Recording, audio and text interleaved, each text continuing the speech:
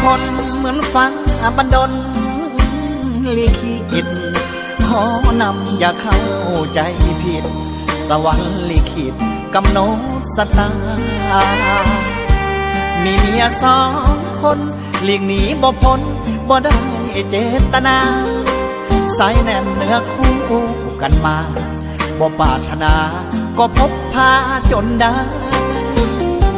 ขอให้เข้าใจอย่าได้เครื่องโทษที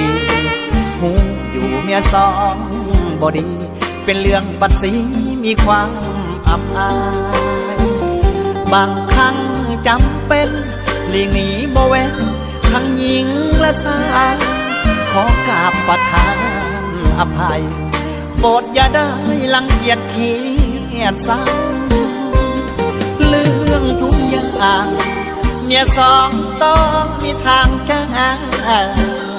เมื่อมีฮักแท้บอกขอแค่ปัญหาจักอย่างมีเมียสองคนบางครั้งช่วยต้นให้ใจมีว่างช่วยแก้ปัญหาทุกอย่างช่วยเปิดเส้นทางให้เห็นแจ้งมองไกลเมียสองของใจไผ่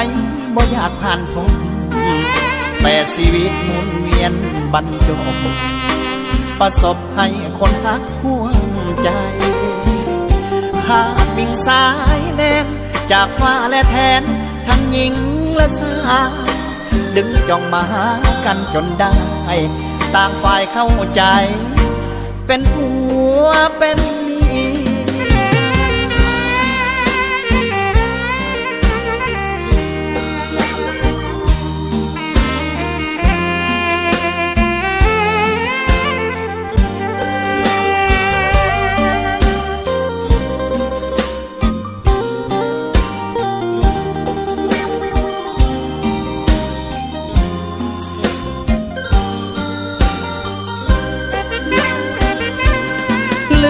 ยทุกอย่าง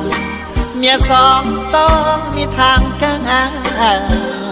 เมื่อมีฮักแท้บอกขอแค่ปัญหาจัก